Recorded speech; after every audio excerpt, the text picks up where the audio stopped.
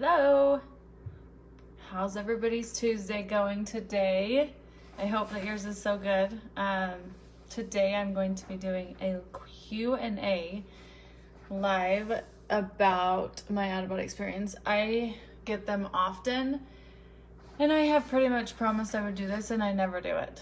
I learned that it's okay to say I don't know the answer, and I don't have an answer to that, and that helped me step into doing this. Mostly because sometimes, when you get asked a lot of questions, you think you have to have an answer when you actually don't. And so, but sometimes I do. And so if I do, I will answer your question.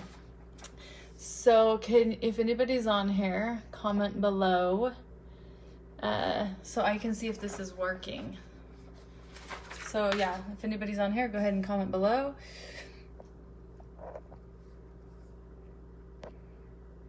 That way I can read them. So if you have any questions for me, go ahead and ask them.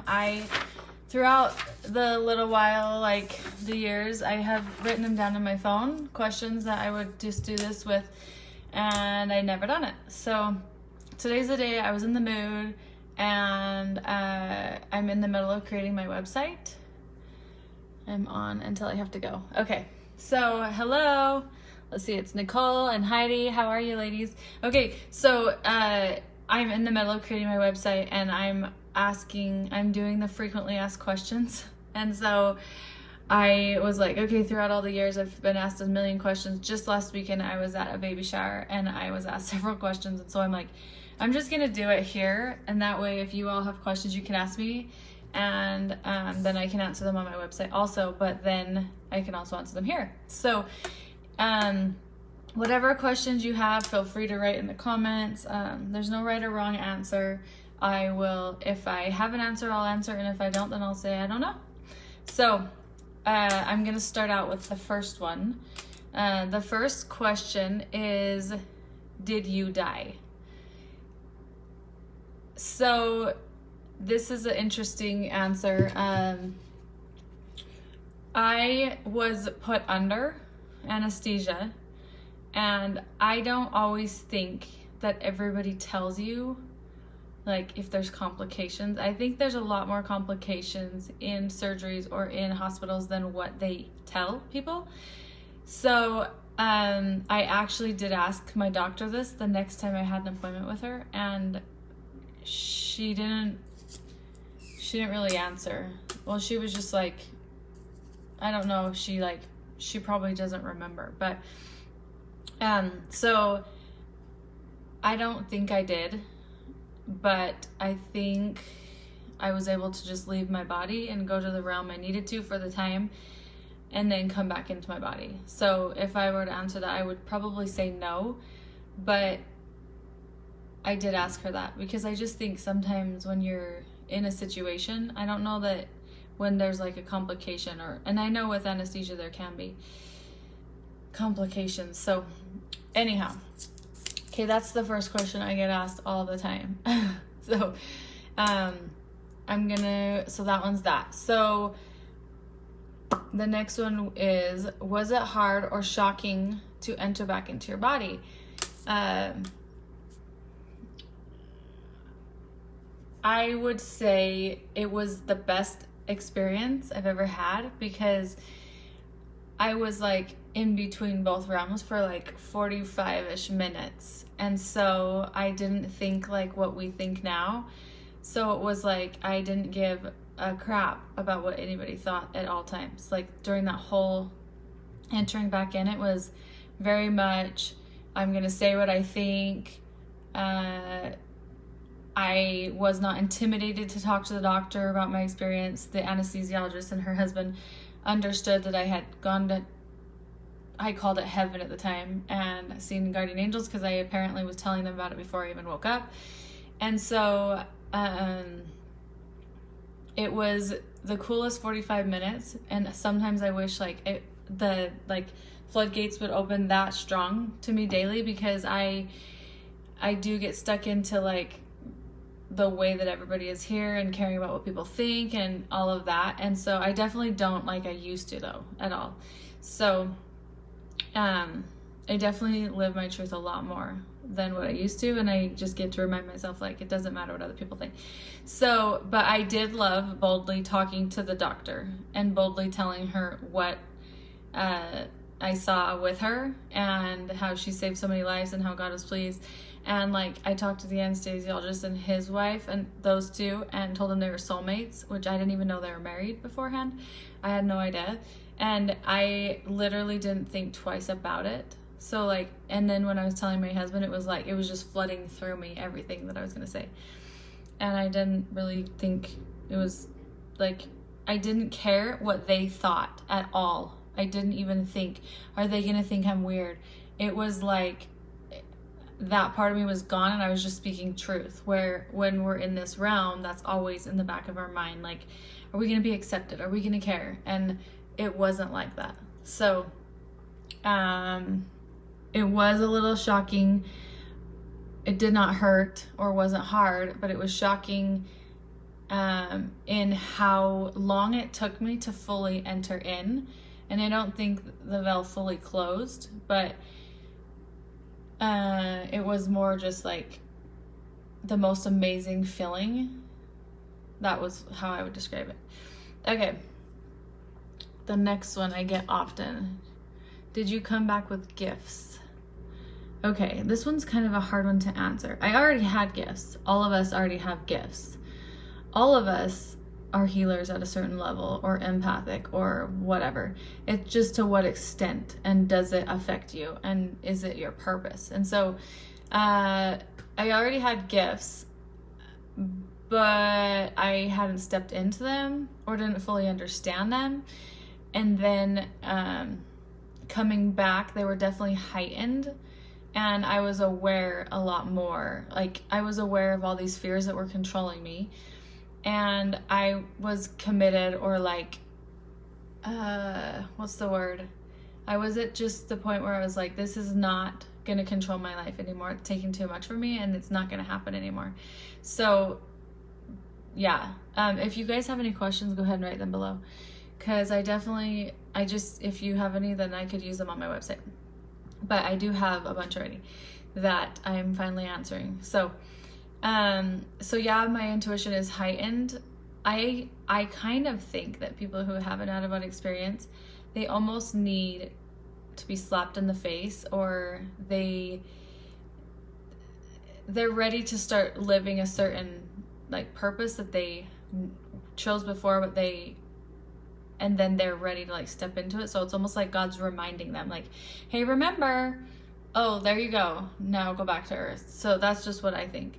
I think a lot of people have these type of spiritual experiences and they don't share them because they're afraid that people are going to think they're weird. And I think they're a lot more common than what we realize, because everywhere I go, I get questioned and I get asked, and then they tell me their experiences. And so I get to listen to a lot of experiences, and in that they dare to tell me because I dare to speak up and share mine, where they wouldn't normally, because they normally care like what I did, what people think too much. And we can't do that in this world. We have to live our truth, and whatever that truth is for you all, we get to do it. And so, yes, I came back with heightened. Also, I dream a lot more. I leave my body in dreams, and then I enter back in. And sometimes when I enter back in, I'm woken up immediately, and it's like I remember everything that happened. And sometimes I'm literally jolted up. Like one time, this specifically, I was like thrown back into my body. And it was like I was jolted up into bed. That was probably the most shocking one. And then I have had them even where, like, you know how on, what's the show of Eclipse, or it's the like wolf show. Tell me in the comments if you guys know what this is.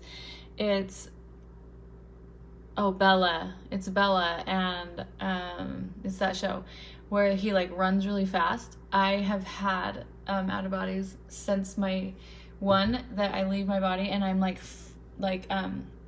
going to heaven or going to the spirit realm, but really fast.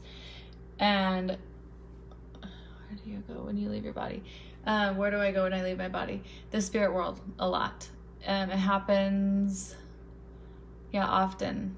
And then I try to write them down, or I do a video and I like save it to my email. But the spirit realm. In fact, sometimes when coming back, I've seen spirits who have died, but they haven't left this realm. They're like stuck.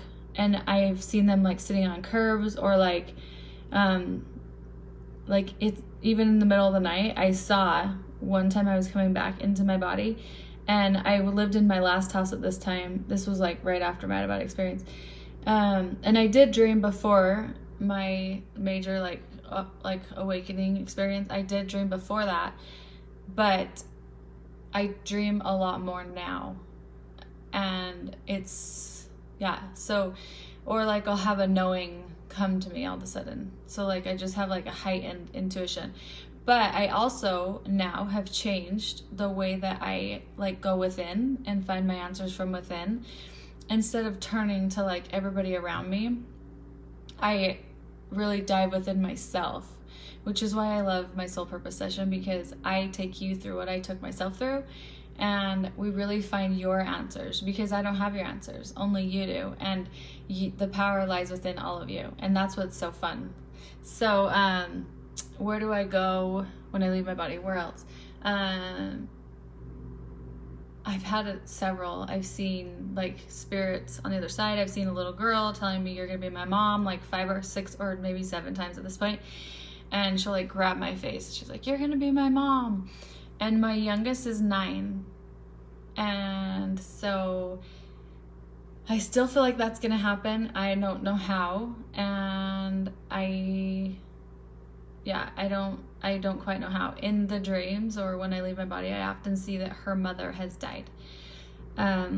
So who knows? I have seen Christ and his disciples when I left my body, and I was told to study the life of Christ and then to forgive a friend who had cut me out of her life, that she'd be coming back into my life, and to forgive her. And during that time, she did come back into my life and said sorry. And then she told me that she was dealing with some mental illness thing. So that actually happened maybe a year and a half ago. And so that actually was the most amazing experience I've ever had, besides my out-of-body. What else?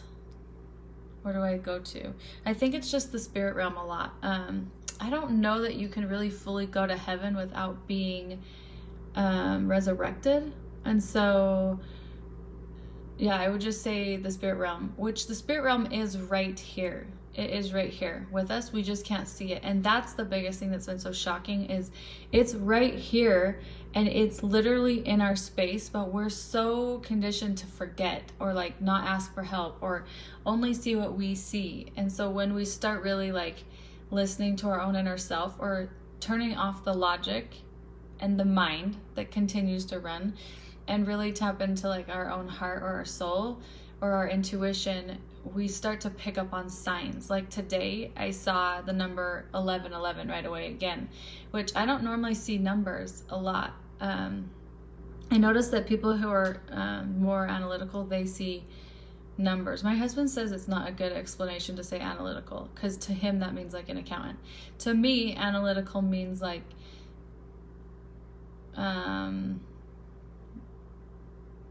they get stuck in their mind a lot, or they'll analyze a lot. And I definitely will analyze a lot, but I don't do it to that level of like where I get stuck in it. So I'm more like heart-centered. So I don't know if that makes sense, but analytical, okay, there's this system, and if anybody's interested in this, it's amazing. My friend Shalise does it, and you figure out your aura layers, and then you learn about them. And the mental layers are what I'm talking about. And there's 4. There's 2 just mental, and then there's a mental, emotional. So there's amber, green, blue amber, and red amber. And though I don't have any of those, and my layers. But if you do, you can get stuck in that. And learning that was literally eye-opening for me, life-changing. So anyways, she does sessions also, and so does Angie. She does them with her. So some other people do them with her, but so yeah, so basically I just experience the spirit world, and I do it in dreams a lot, or sleep. And there's a very big difference when you wake up from a dream that's just a dream, or when you wake up from leaving your body, or some people call it like time traveling, or like spirit traveling, or they and when that happens, you are immediately woken up and you have a knowing, or you have a message from it, and it's just very, very clear. Like I had one where I saw my grandma and my aunt, my two aunts, they've all passed away because they're all older. My grandma passed away like a little bit after my out-of-body experience, and that was in 2015, maybe like a year and a half after. So she's been gone for a couple of years, and I got told that she's almost ready to go, and then she died about a year later, and that she lived her life fully, or she did what she was supposed to do, and that she was ready to go soon, and then she died.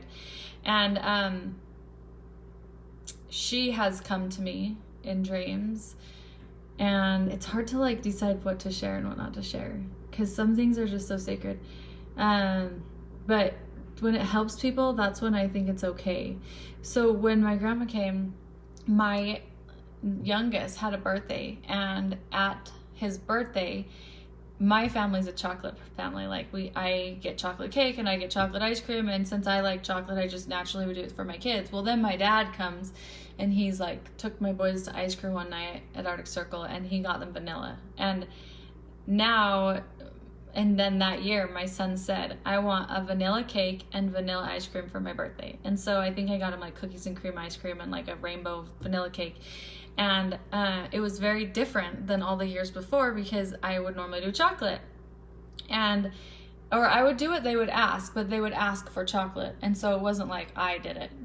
They would just, that's probably what they knew because I'm their mom. And so this specific year, Kason had a birthday, and then like that within that next week, I had a dream, and my grandma was in the dream, and my grandma was eating vanilla cake and vanilla ice cream, and my aunt and my other aunt, my Aunt Lorraine and my Aunt Jean, were with me, and I'm named Katie Jean, so after my Aunt Jean. But they were in the background of the dream, so mostly it was about my grandma Burling, but like all of them were there. And it was almost, the dream I had was to show me that they're present in my life and that they are here for me, which I already know that, but like I got to see it. And so it was like representing that they were celebrating his birthday with us, eating vanilla cake and vanilla ice cream. And in the dream, my grandma only had one eye. And so I looked up the metaphorical meaning of a person with one eye, and there was a message in it, and I don't remember what, but it was like, I'm very present in your life, you can ask me for what you need, or something like that. I would have to go re-look that back up, but it was really cool. And so it's just stuff like that, like ancestors, or this little girl is supposed to come to me, or stuff like that. So okay, that question's probably gone on way too long. If you have more questions, you can ask them. And I will read your guys' comments in a minute, okay? When I'm done with all of these questions that throughout the years I've been trying to hold off. It's funny, I don't know why I've like held off on doing this, because I'm not even that nervous to do it. I just realize that if I don't have an answer, I just say I don't have an answer to that. And it's that simple. So, and sometimes it's hard to like explain. Like, I think I kind of like the control of what I say, because I don't always have a word for a spiritual experience. Like, I can't explain it in human words. It sounds so stupid, but that's the truth. And so it's like a different language, and then trying to translate it. That's how it feels. So, do you see life differently? I get this a lot. Yes, I do. I got told, and I don't know if this is true for everybody, I I've actually had this conversation with my husband, because I know a lot of people around me who think that you can come back over and over and over, or as many times until you learn your purpose or live your purpose or learn what you needed to learn. And I got told that you have one chance to live, that's it, one chance, and you're just being safe. And for me, I think you have one chance to live. Yes. There could be very few and far between experiences, and when you come back because you didn't get to do what you wanted to do, or you regret it, or you didn't learn what you wanted to, and so you're then allowed to. I don't know though. I wouldn't say how confident I am in that, and I don't think that that's up to me. Like, that's like a God thing. You can talk, like, people can ask God that.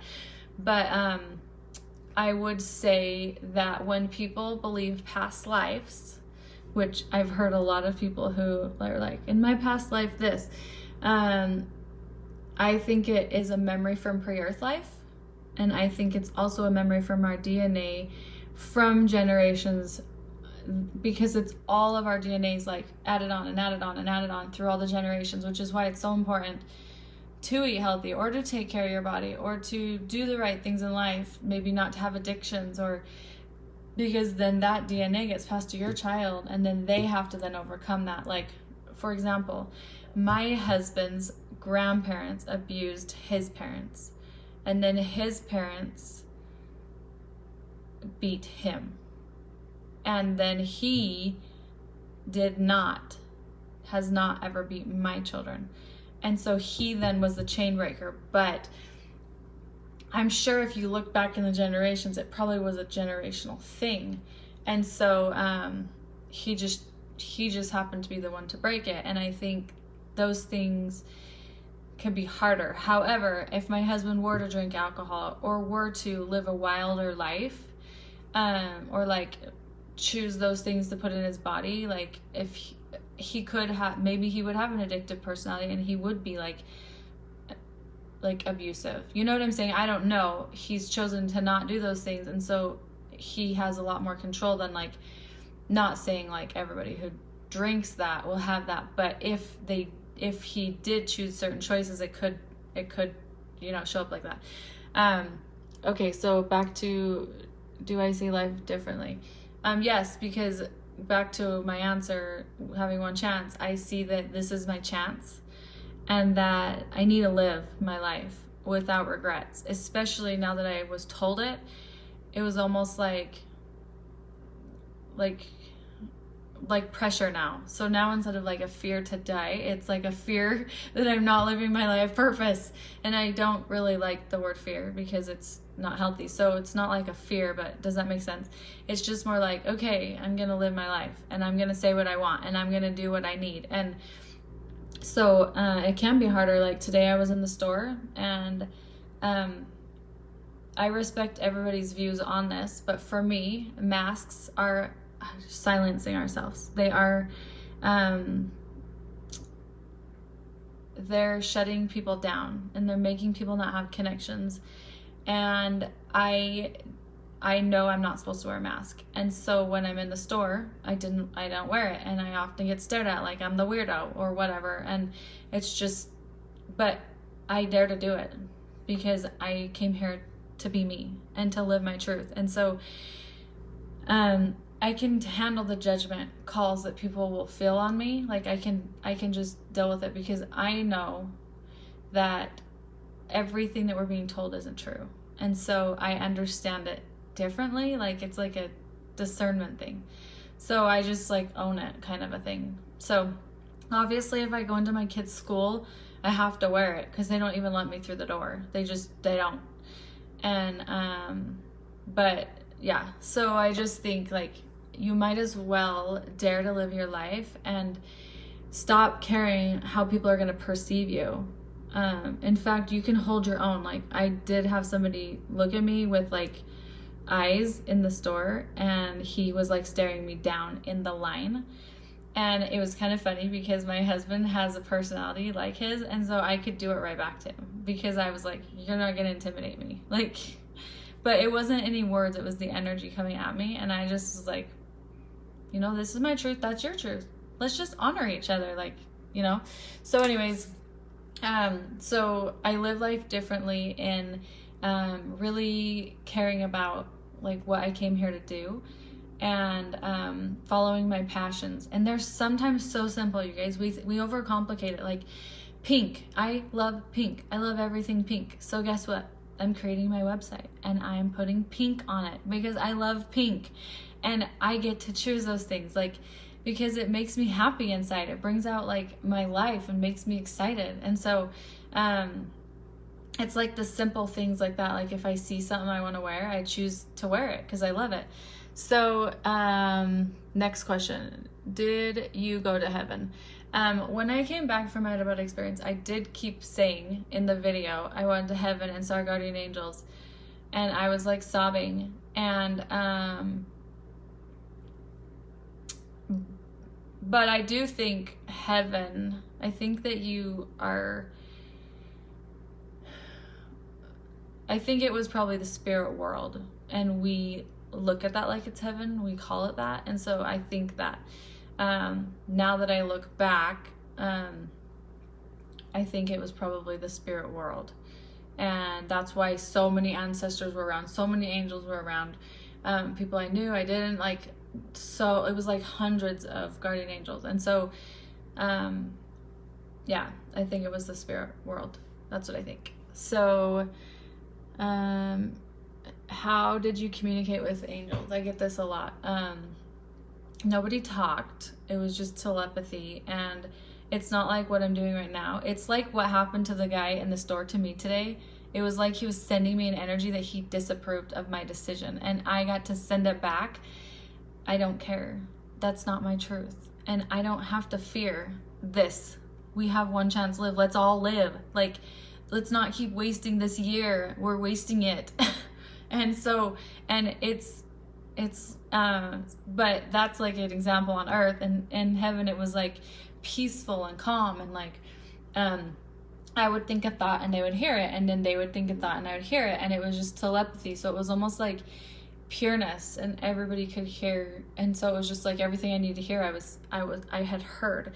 And so that's why it's like, I don't know who I heard it from, because I heard it from everybody's thoughts, and I just heard the message I was supposed to hear, and we didn't open our mouths. So it wasn't like that. Let's see. How did you communicate with angels? Oh, did I see bright colors or all white? It was like more white and bright. Just very pure, filling. Yeah, that's what it was. What hit you most about your experience? What hit me most was how much the other side can help us. That's what hit me the most. How much they can influence or come in and bring things to us or help us. That's what surprised me the most, was how much influence and how much they can affect us, and how much we can ask them for help and rely on them. That's what surprised me the most. And also just like the unconditional love, like the support and the love and the vibration. In fact, I would say coming back to this realm, that's what's the hardest. There's a study and a statistic that like 80% of people get divorced after they have an out-of-body experience, and so does like first responders. So my husband and I both have that chance. Not that we will have it, but and I think it's like the same trauma though. Like people experience, it shocks their life. They change so much from being a first responder or from an out-of-body experience. And so that, yeah, coming to this realm where everybody's judgmental, and back in this realm again where it's like not as pure love and like the vibration isn't as high, that is hard. Actually, it is hard. because it's like I miss it and I yearn for it more than before, where before I didn't know the difference really. I had forgot the period life, like I didn't remember it, where now it's like I know. So what else?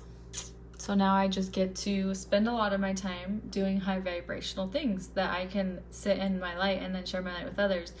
And so it's kind of fun because my world is now like a lot of meditation and like those type of things. And then I feel close to God and connected. So, did you see angels that you didn't know? I get asked this often. Yes, I did. And I knew them there, but I didn't know them in this world, but I knew them there. And so,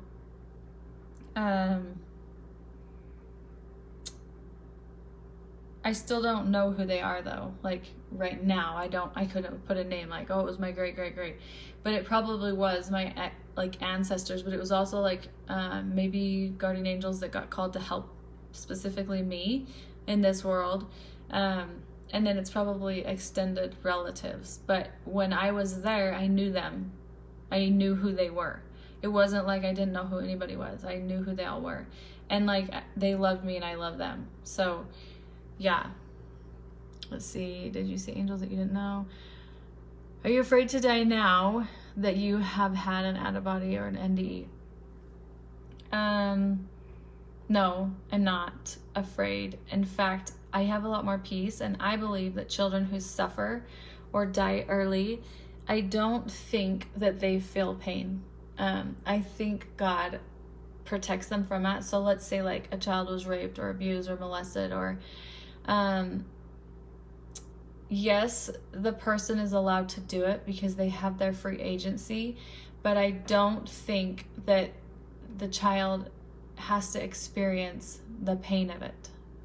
Does that make sense? Like I think that they're protected from that, especially children and even adults oftentimes.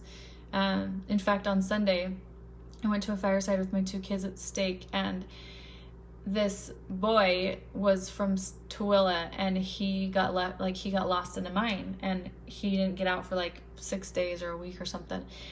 And in it, he explained, and this goes along perfect with what I'm trying to explain, is that he didn't know how many days went by, and he was protected, and he had guardian angels around him, and he just slept, and he didn't have fear, and he wasn't worried.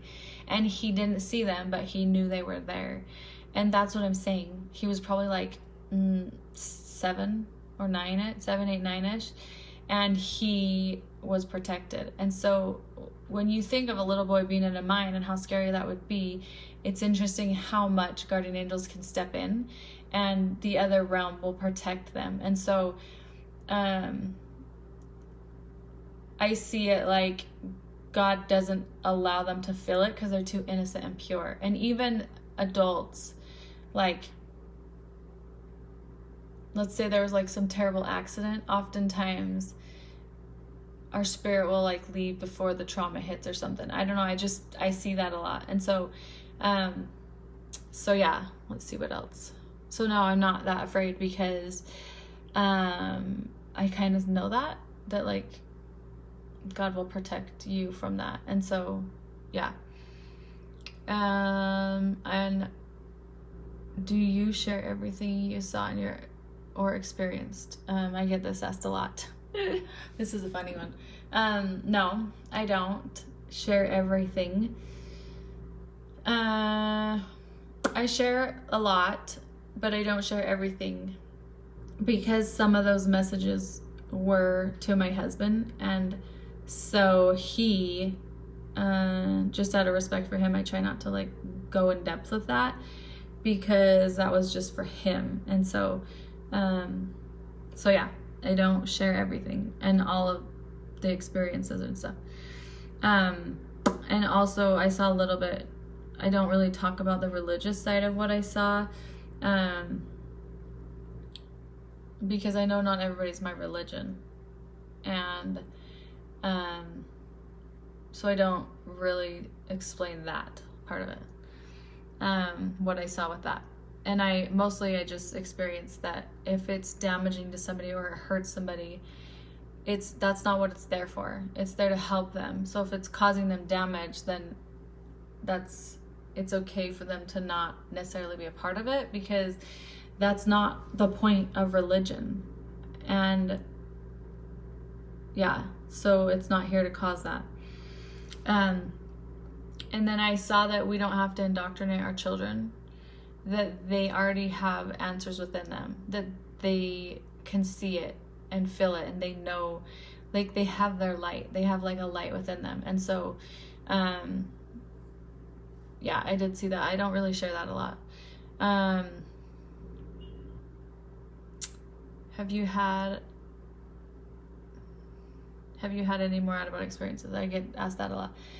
Just dreams, and like a knowing. So like one day, like a little while ago, I was driving back, just running some errands, and on the way back, I all of a sudden saw in my mind's eye my grandma next to me, and I remembered the memory of taking her to the McDonald's at a certain location.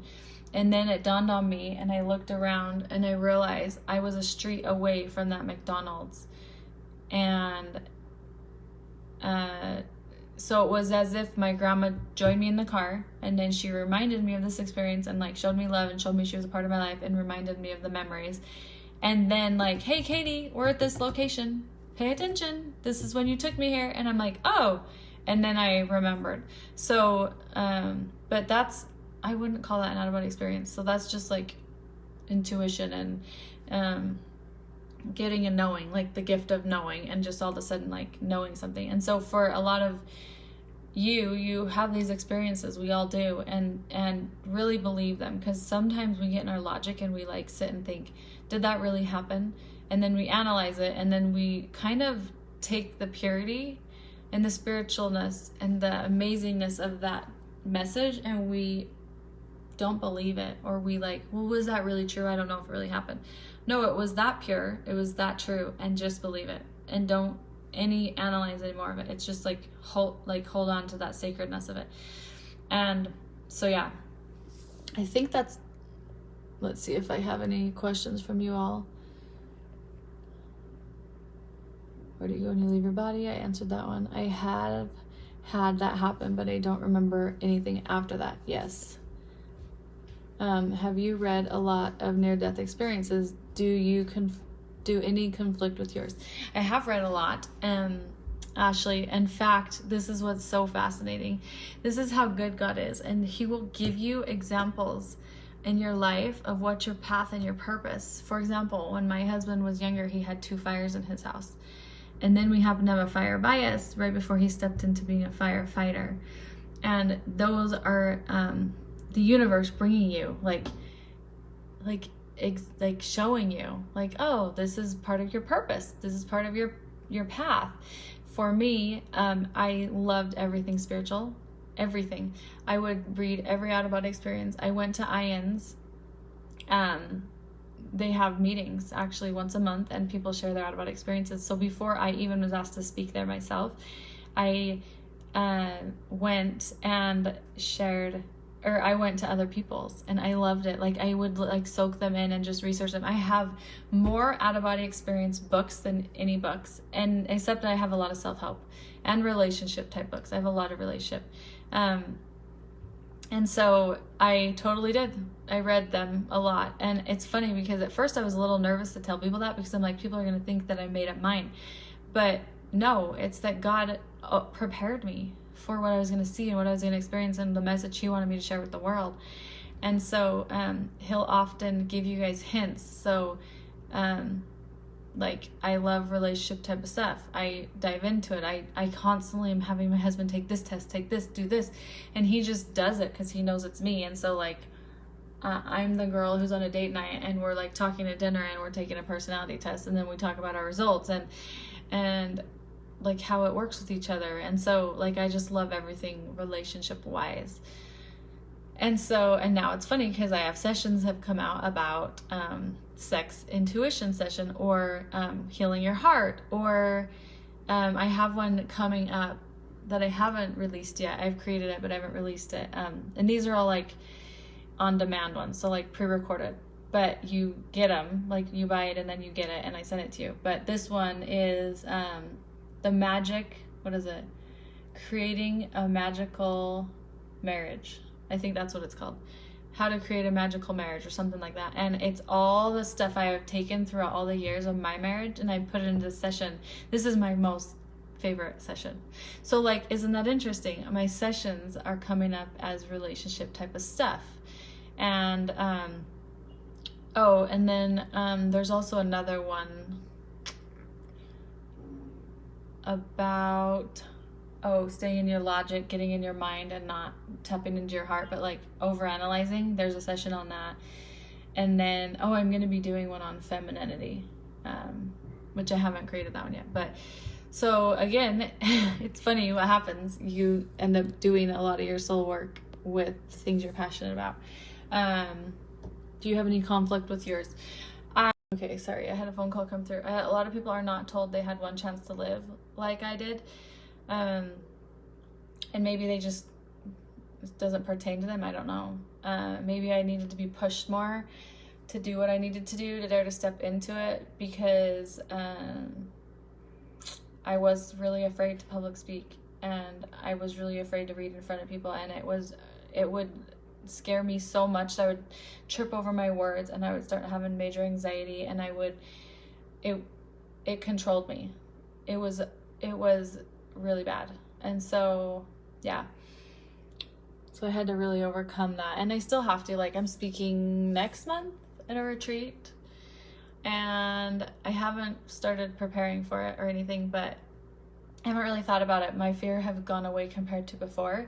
I would have been sick before, like 3 years ago. I would have been physically ill until I did it. Where now I'll get anxious the week of, and then like speaking, but it doesn't control me like it used to. And I used to like think, I'm not gonna do it, and I'd be too scared. So yeah. And I know I've had a lot of people reach out to me about that, because I think the number one fear in this world is public speaking. So, have you read a lot of Near-Death? Yes. Was there anything about your experience that conflicts with common religious beliefs? No, other than we don't have to like indoctrinate our children. And I think the way some people do it is unhealthy and forceful, instead of just teaching and then letting them live. I think some people take it to extreme, and so that part of it, or like if being a part of a religion, it was pertaining to my religion and I'm LDS, if it causes too much pain or hurt, that's not the purpose of it. And so it's okay that they don't have it, or like if they don't I don't know how to explain it, but like if it's only causing damage, then that's not healthy. And that, so like maybe it's for me to have compassion on that, or like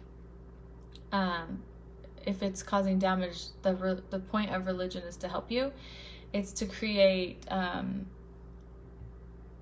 beliefs and to help you not, like, for example, if you aren't drinking, or you're not even like doing these type of things, it will keep you safe, where you might not know where your boundaries are going to be if you don't. And so it's like for that, and to help us live like a purer life, or have high standards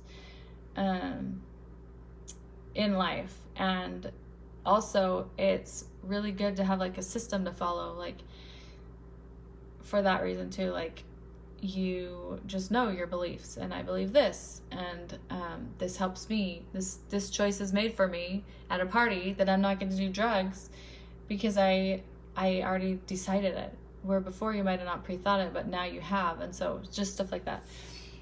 Was there anything about your experience that conflicts with religious beliefs? Okay, I think that's it. So